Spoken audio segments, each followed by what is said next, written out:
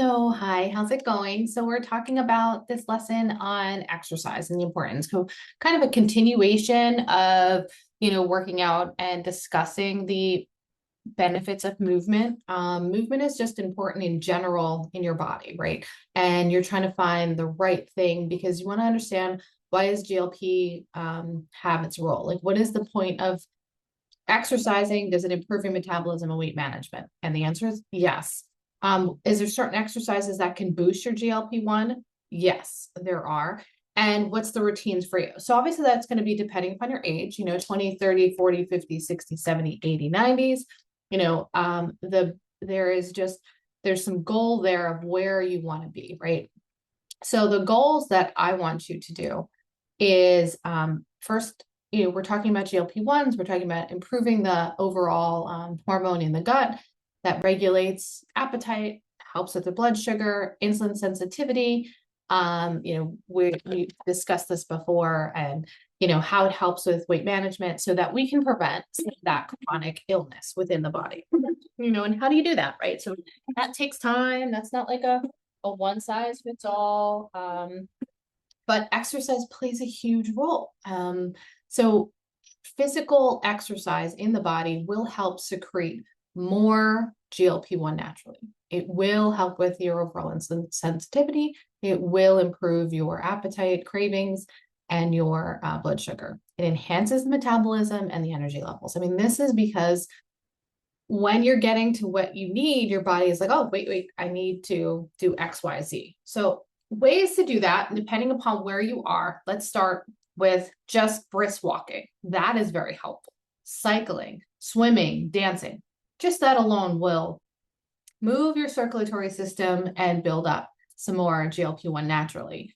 Now, there is other benefits of moderate intensity exercises beyond the cardio to get just, the fat loss and bring back muscle. And as I spoke previous about muscle preserving and how important that is, strength and resisting exercises are like body exercises. So body weight, anything like squats, lunges, push-ups. If you follow me, there's like this one challenge where you start at like 20 lunges, 20 push-ups, 20 squats and planks, and then you go to 30, 40, 50, and you get yourself motivated there. And that's kind of where I started, especially even this conversation I'm talking is post-surgery. I'm just like very month and a half post-surgery, and I still try to do things, but I can do a lot. So I do a lot of the body weight exercises, resistance bands, weightlifting, if that's in. And I do think everyone in some manner can get some sort of lifting in there. And that could be using like cans, that could be using sandbags, these like laundry bags. Like you want to be able to have sustainable exercise from your 20s all the way to your 90s. You don't want to be having these aches and pains and struggle without doing any sort of movement. Because when you build lean muscle, this enhances your GLP secretion, because that's what we're talking about, and the metabolism, but then it also helps with long-term skeletal muscle, long-term longevity, long-term mitochondrial function. There is benefits in high intensity. That's like that short burst of high intensity and brief rest periods. There's like sprint intervals, circuit training, Tabata training, where it's like 30 seconds on, a minute exercise, and they will alternate and change it up. So your body will get confused, but also build up a tolerance. The other one would be, considering getting a personalized plan. What is going to work for you? So that, everybody is different, right? What does that mean? What does that kind of progress for someone? So even if you're starting at one day, how are you eventually going to improve from there? Then you go to 3 days. Like if I can get you to 1 day a week, trying to get some sort of moderate exercise, 1 day trying to get into a strength training, 1 day getting into like a cardio. That would be great. I mean, there is some even isometric exercises that are pretty important. In mistakes that people make is they get very motivated.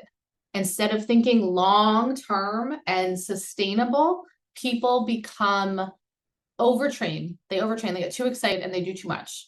it increases their cortisol levels and they go high intensity, or they don't give themselves a rest day. They just go, go, go, go. And then by the 30th day, or maybe even the 15th day of exercise, they're done. They're inconsistent and they overtrain, get injured.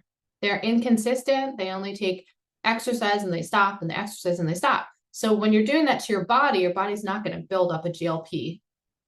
Like, you're not going to build that hormone up. You're not going to become insulin sensitive if you're not doing some sort of movement and some sort of exercise within the body. It's just not going to happen. And to pretend that it will, you do need to have some sort of daily routine. For me, I do at least 10 minutes of something. Even when I don't want to, even my post-surgery, I was doing some sort of like movement in the arms. I even had a stepper and an elliptical underneath my desk. I have a vibrating plate. I can try to do body weight mechanics.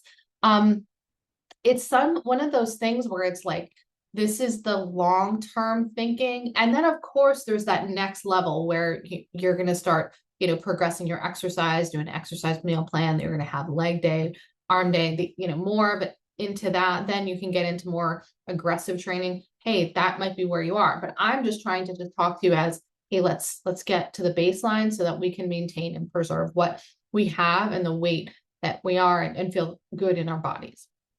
And then always, as I am about being mindful, mindfulness and stress management are so key in reducing the overall hormones within the body and optimizing yourself. So it's like practice of yoga, stretching, meditation. I have many videos and podcasts on this. So if you have questions, of course, reach out.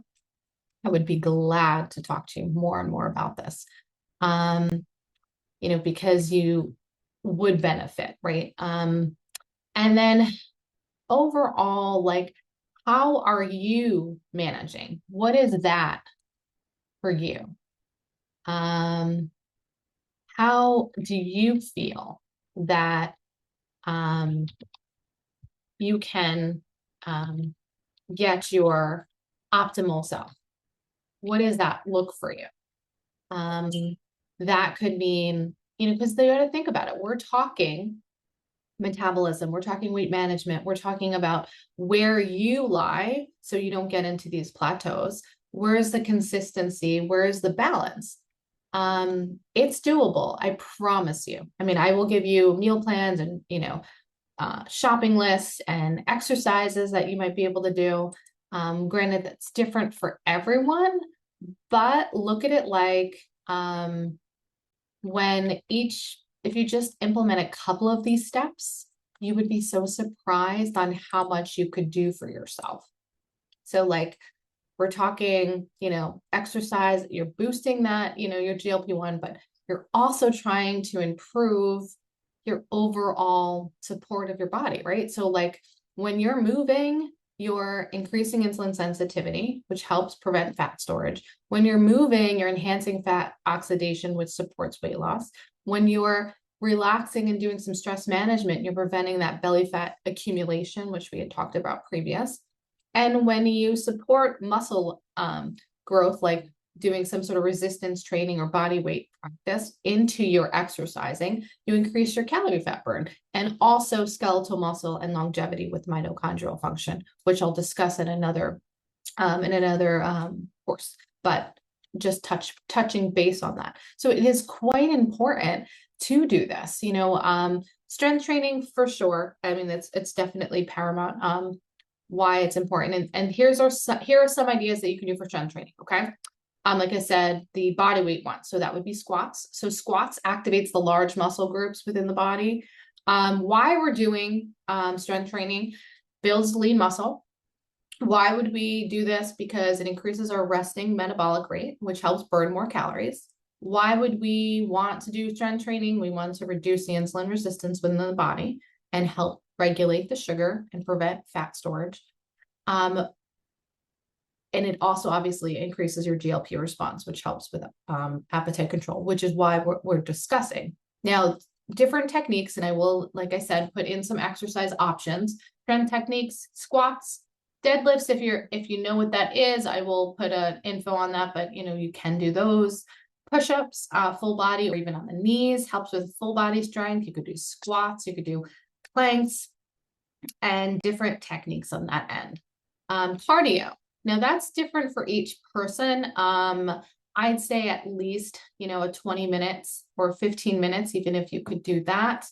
And combining it with a little bit of a strength training and even just starting out where that is for you. So that could be a low intensity, steady cardio with a little bit of resistance.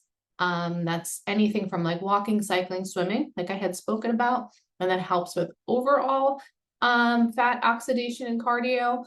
But if you're trying to get to that next level of skeletal muscle and muscle tone, we would want to incorporate in either a high intensity or modified intensity as that short bursts to help burn some of that fat.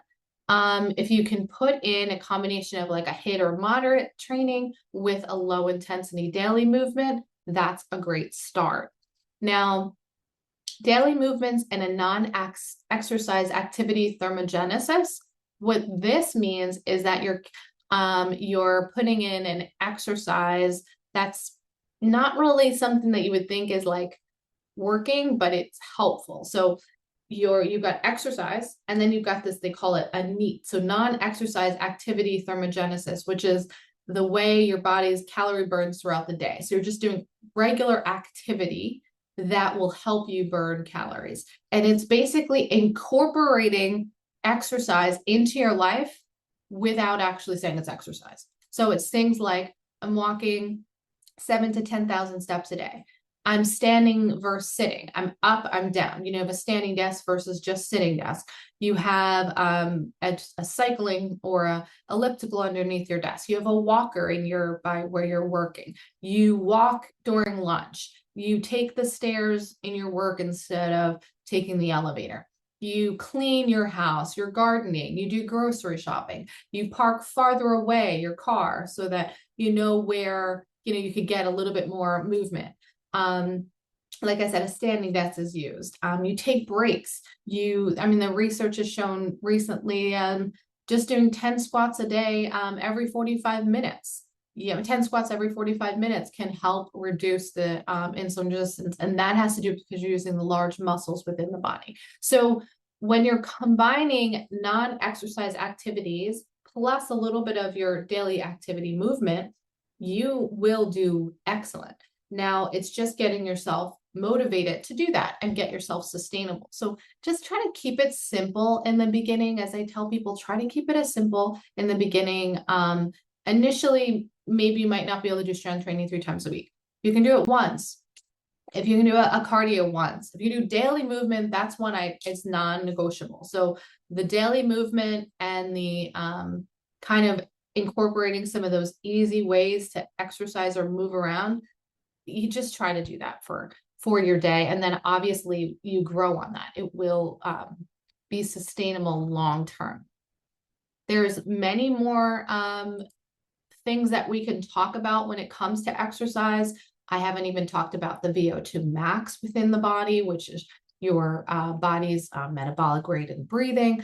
I haven't even talked about full on or body mass index, but I can get more in detail with that in another video so that you have an idea of where you stand. But the main goal, like I said, is trying. We're got to get ourselves to that beginning point and trying to get ourselves sustainable. I promise you can do it. Everybody has a goal, but I know you can do this. I promise. If I can do it, I know that you can. And when your moments are, you feel like it's a little bit retracted and you say, oh, what can I do? Just think, I can come to my breath. I'm going to just get up from my desk, or I'm going to give myself a few minutes to walk around. I'm going to go up the stairs, down the stairs. I might do a squat. Maybe that's what it is for you, right? That might be what it is for you. But really understanding that movement is so important. I can get into a little bit more detail of, yes, your cardio improves your mitochondrial health, your cardiovascular health. So yes, some sort of cardio is necessary. Strength training helps with skeletal muscle, crucial for metabolic health, longevity. We've discussed that briefly. Now there's high intensity, which we briefly discussed, is helps with lung function, helps with lowering, like your cardiovascular and your pulmonary function. So the more that you can kind of get into that, you will improve. And then I haven't discussed with you basic stability and balancing exercises. So that's kind of for all age groups. That will help you, be able to stand long, stand on one foot. It helps reduce injuries like in the knees and in the elbows, and the shoulders and the ankles and the feet. When you can do strength and stability exercises, that really helps you with movement long term. Like think about bending down, picking up something and going and reaching and putting it in the cabinet, picking up groceries when you're older, sitting in a chair, getting up from the chair, going on the floor to play, like when you're older, be able to play with your grandkids on the floor, be able to get up, movement in the hips, movement in the body. So that's very paramount. And, previously I've, discussed nutrition as being an important goal. Obviously, we've discussed that as an important thing, and we've discussed it in another lesson. But obviously, if you have any more questions, reach out to me or on the platform, and we're glad to help. So see you in the next lesson. Talk to you soon.